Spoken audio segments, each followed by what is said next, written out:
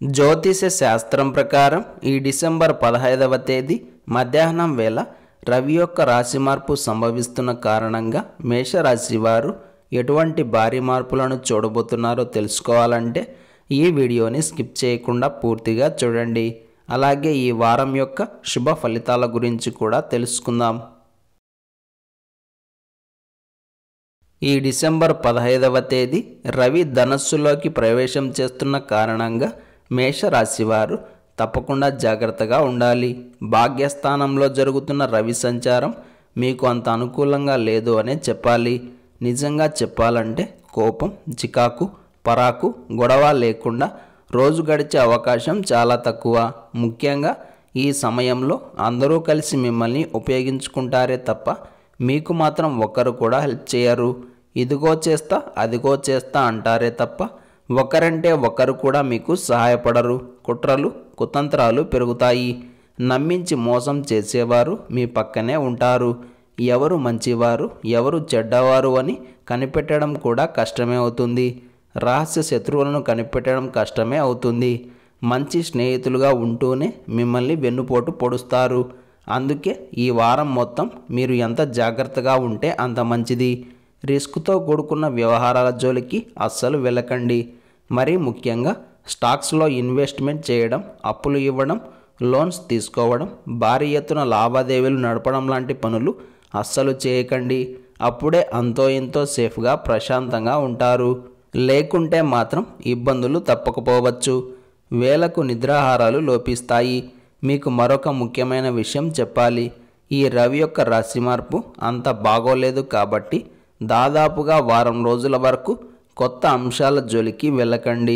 కొత్త వ్యవహారాలను నెత్తిన వేసుకోవద్దు.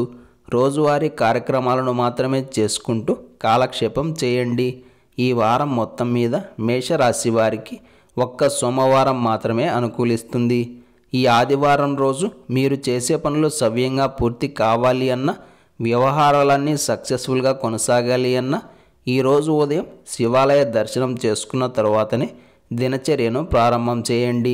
శివయ్యను దర్శనం చేసుకొని తీర్థ ప్రసాదాలు స్వీకరించి పనులను ప్రారంభం చేస్తే అంతా శుభమే కలుగుతుంది.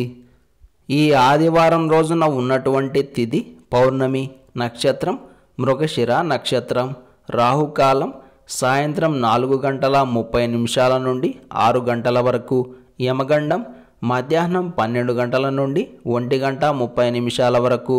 అలాగే ఈ రోజు యొక్క శుభ సమయాలు రాత్రి 7 గంటల నుండి 7:40 వరకు. ఈ రోజు యొక్క పంచాంగం ప్రకారం ఆధ్యాత్మిక కార్యక్రమాల్లో పాలు పంచుకోవడానికి మరియు ఇతర సాధారణ కార్యక్రమాలకు కాలం అనుకూలంగా ఉంది. ఈ ఆదివారం చాలా విశేషమైన రోజుగా చెప్పుకోవచ్చు. ఎందుకంటే ఈ రోజు సూర్యుడు ధనస్సు రాశిలోకి సంక్రమణం చేస్తున్నాడు. దీనిని ధనస్సు సంక్రమణ పుణ్యకాలం అని కూడా అంటారు. ఈ పుణ్యకాలం ఈరోజు మధ్యాహ్నం 12:11 నుండి సూర్యాస్తమయం వరకు ఉంటుంది. ఈ సమయంలో దానం, స్నానం, జపం, తర్పణం చేసిన వారికి అక్షయమైన పుణ్యం ప్రాప్తిస్తుంది. అంతేకాదు ఈరోజు అన్నపూర్ణాదేవి అవతరించిన రోజు కూడా. అందుకే ఈరోజు ఎవరైతే అన్నపూర్ణాదేవిని ఆరాధన చేసి అన్నదానాలు చేస్తారో వారికి కూడా విశేషమైన పుణ్యం కలుగుతుంది. అలాగే ఈరోజు పౌర్ణమి వచ్చింది కాబట్టి మనమంతా లలితా సహస్రనామ స్తోత్రాలను పారాయణం చేయాలి.